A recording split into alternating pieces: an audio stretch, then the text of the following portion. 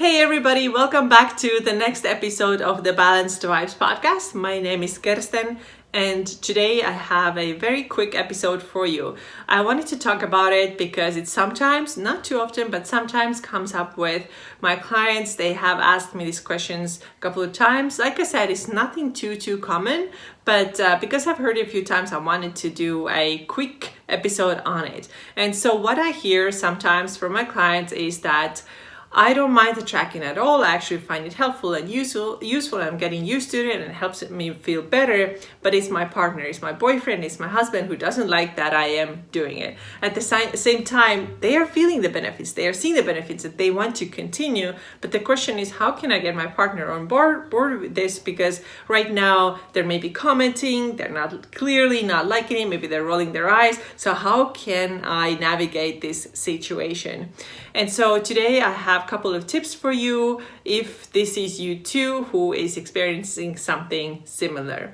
And the first tip is actually, it has a lot to do with your own mindset and giving yourself the permission to do something for yourself. So I want you to know that it is your right to feel good. And if tracking macros brings you a lot more awareness, which it does, okay? You are making better food choices. You are clearly seeing the benefits. You are maybe losing body fat. Maybe your lifts are stronger at the gym. Maybe your periods are better. Maybe you have better mental clarity. You are seeing the results and you want to keep going, then it is your right to do so because you are feeling better. Right? So I feel like sometimes as women, we always put everybody else first. And we're like, oh, they don't like it. Well, maybe I shouldn't do it. Well, what if you should do it? What if you should do it because it's good for you and it makes you feel good? And I see it especially with those of my clients who are moms, which is probably about 95%, I would say. Most of them are moms. And moms do everything for other people around them, especially their kids and their spouses, right? They do everything for everybody else. Now they want to have something for themselves, right? And so now, if you have found this thing, it really makes you feel better in so many different ways. Understand that this is your right and own it and be proud of it and do it, right? You can do it. There's nothing like morally or ethically wrong about it. So keep going and just put yourself first. My second tip for you would be to bring it up with your partner and really ask, what's the deal? Like, why is it that you don't like it? And see what they have to say. Maybe there is something valid. Maybe there's something that you are doing that bothers them. By the way, we get there in a second, which is going to be my third point. But ask them, what is going on? Why is it so annoying to you?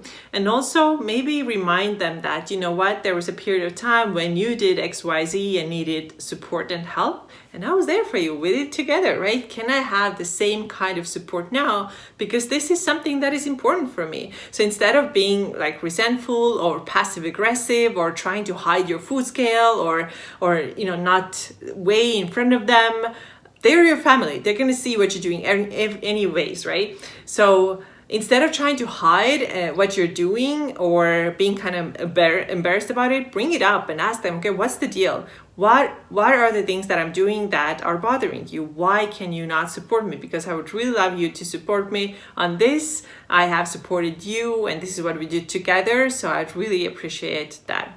My third point is that check in with yourself too and make sure that you are not food policing other people's choices. So that's why I said in my previous point that maybe there are some things that you're doing that bother them. And maybe, just maybe, I'm not saying that you, but just maybe you have started to food police others because now you have learned a lot more about food, nutrition, macros. You have found a couple of things like, oh my God, protein is really the miracle ingredient or miracle macro. It really makes me feel full. It makes me more focused. It helps me to have more mental clarity. And of course, it has helped me to lose some body fat. I am lifting heavier weights. I'm getting stronger. My muscle definition is way more visible, way more noticeable. So you have found, for example, that protein is great. And you've also found that maybe eliminating highly processed carbohydrates or highly processed foods in general is also making a difference. Maybe you have a lot better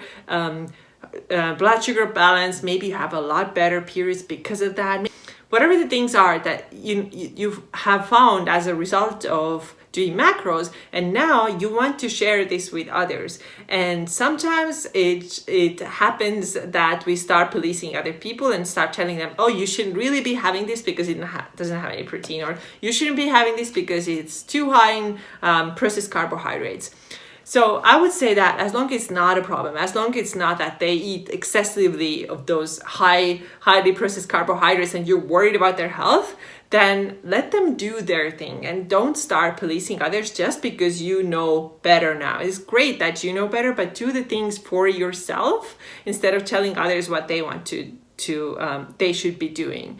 Imagine a situation where your partner brings up something or brings home some kind of food that doesn't work for you and they're eating it, and now you're only there and telling them that you shouldn't be having this is bad for you, why are you bringing this home, all that kind of stuff. So try to really avoid that.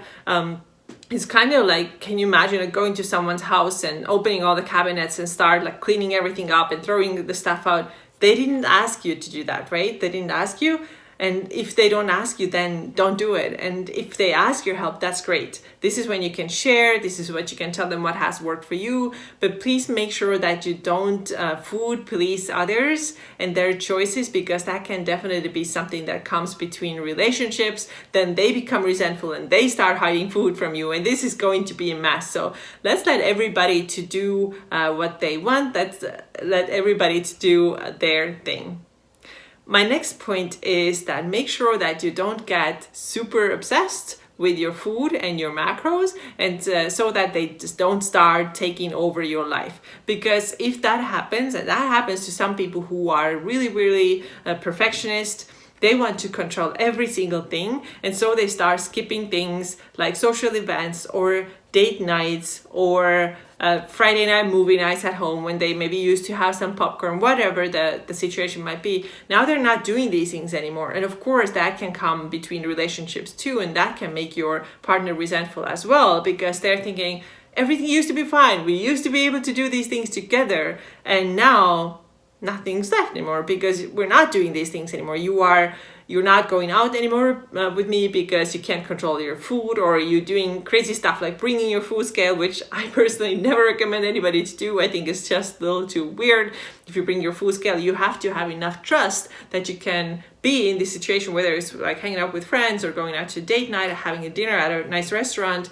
Don't bring your food scale, okay? You'll be fine. You'll be fine. You can still stay on track without bringing your food scale. Somebody once told me that she used to sneak frozen cauliflower into a restaurant to use that in place of the white rice that was offered in a restaurant. So all these behaviors are too much, okay? And they start really looking weird to other people, and they are weird. So make sure that you stay healthy and stay normal and maintain that healthy relationship with food, because that will also help you to maintain a healthy relationship with your spouse.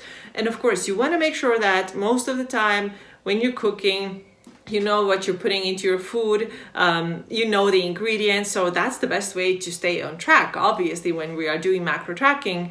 But at the same time, it doesn't mean that you can never go out, or that you should never let your partner cook for you, or that you have to stand there exactly and make sure you know like how much of each ingredient they used. Let them do their thing. Let them like do something for you too, so you can still enjoy, your life as a couple too. So like I said, most of the time, yes, you should know how much, what you're eating, but on the other hand, give yourself some freedom and some flexibility too, because if we don't, then that can also definitely start annoying the other person, and it's understandable why.